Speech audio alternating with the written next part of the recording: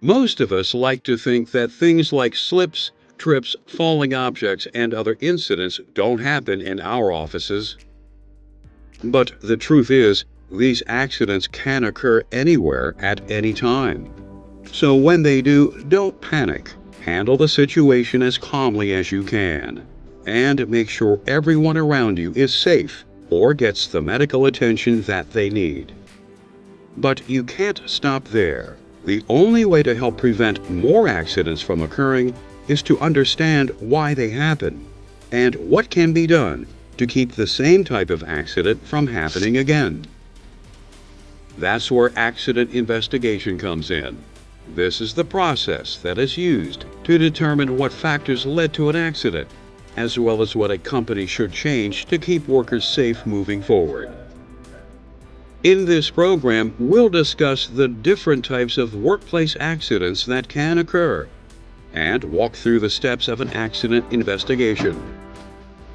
We'll also take a look at several case studies to help you understand how the process works.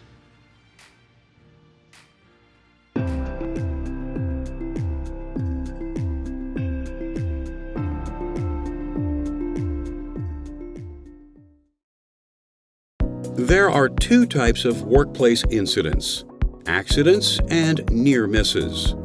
And we first need to discuss what the difference really is.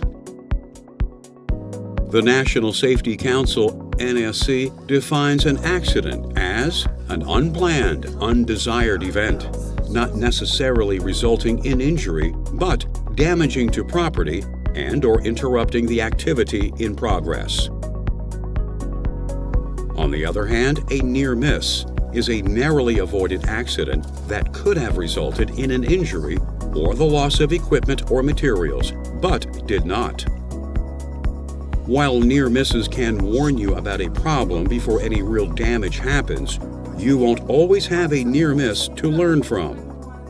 So if an accident does occur, the first thing you need to do is to get treatment for anyone who is injured. If someone needs first aid and you're qualified to give it, that should be your initial priority. Then medical personnel should be called. Once any victims are taken care of, the appropriate supervisors and managers should be notified if they aren't already at the scene. Next, the area where the incident occurred should be secured with safety tape so that no one else can get hurt. This will also help to prevent any evidence of what took place from being disturbed. Only after these things are done can an accident investigation begin. In the case of a near miss, since no one was injured, you can report the incident to your supervisor, so they can begin the investigation process.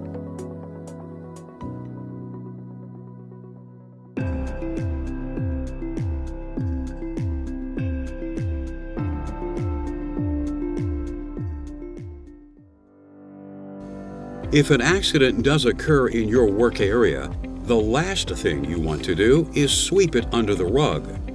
This will only result in similar incidents happening in the future. So whenever you have an accident, there needs to be an accident investigation. This will let you and your coworkers learn from your mistakes, reduce repair costs, help to prevent future accidents, and improve workplace safety overall. But before an investigation team starts to work, they have to create a plan. They'll determine what resources they need, who will be involved, how long it will take, and if any third-party agencies need to be contacted. The next step is to observe the accident scene. The team will look for anything that could have contributed to the incident, such as an uneven surface, wet floor, or an exposed electrical cord. They might even label important items and take photographs of the area. After that, they'll conduct interviews with anyone who was involved with or witnessed the event. This is where you come in. The investigators need as much help as you can give them. Be honest and provide any information that you have. Even if you did not witness the accident, investigators may want to talk with you.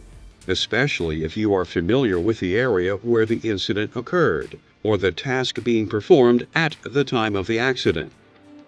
Remember, the information is being gathered to help determine the exact cause of the accident, not to place blame on anyone. The investigators might ask you, what did you see at the time of the accident?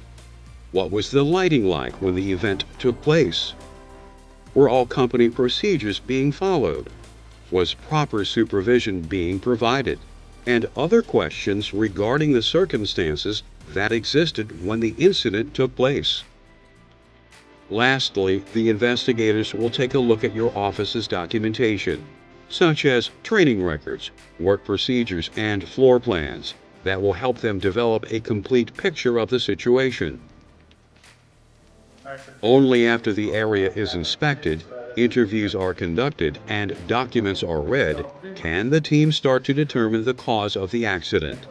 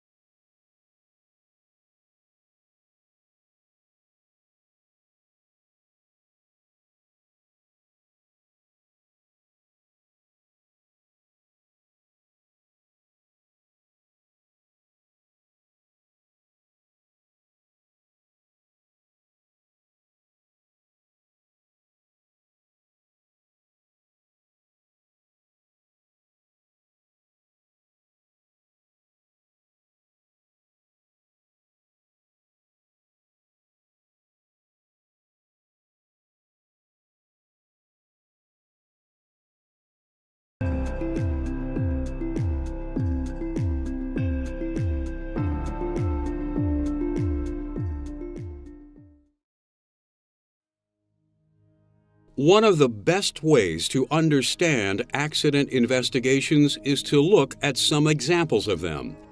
Case studies can help you understand not just how the process works in concept, but in practice as well. To start, let's say an employee opens a box of office supplies with scissors instead of a box cutter, which is against workplace policy. His grip slips and he cuts his hand. At first glance, this may appear to be an easy investigation. It's obvious that the worker broke a rule that was supposed to keep him safe. What more could there be to it? The worker's actions are certainly a factor, but there could also be other reasons that this accident occurred. To help prevent something like this from happening again, we need to look deeper. We know a person cut themselves while trying to open a box. We also know that he was using scissors instead of a box cutter. By continuing the investigation, we eventually discover that there were no box cutters in his work area. So while the worker's carelessness is a factor, the lack of proper tools is the root cause of this accident. In order to prevent similar incidents from occurring in the future, the office needs to have box cutters in every work area, so that all workers who need them can open packages safely. Let's look at another example. A worker plugs a space heater into a power strip, and it eventually sparks and starts a fire. We might conclude that since there was electricity involved, the situation was inherently hazardous, and there wasn't much that could be done to make it safer. But there could be other factors to consider. After all, there are procedures that should be followed to use outlets and power strips safely. For instance, was the power strip already overloaded? If it was, why did the employee still plug in their heater? So one thing we need to look at is whether the worker who plugged in their heater had been given training on electrical safety. If they had received training, we will also need to determine if the worker was following the rules that they had been taught. In this example, the investigator found that the worker never attended the electrical safety class they were scheduled for, and therefore didn't know that overloading a power strip could be a fire hazard. So they determined that the root cause of the accident was really a lack of training. Now let's apply root cause analysis to a third situation, this time involving workplace policy. An employee walks into the break room to get their lunch and slips on a puddle of water that had come from a leaky water cooler. Initially, you might think that the problem was that the worker wasn't paying attention to where they were going. But after some investigating, we find that other employees had seen the spill, but had not bothered to clean it up or put out a wet floor sign to warn people to watch their step. We also find that the office has no procedures or policies for cleaning up spills or communicating this type of hazard to employees. As a result, the worker didn't know that there was a puddle, which is why they slipped and fell. So the root cause of this accident was actually that the office had no written policy or procedures involving spills occurring in the workplace.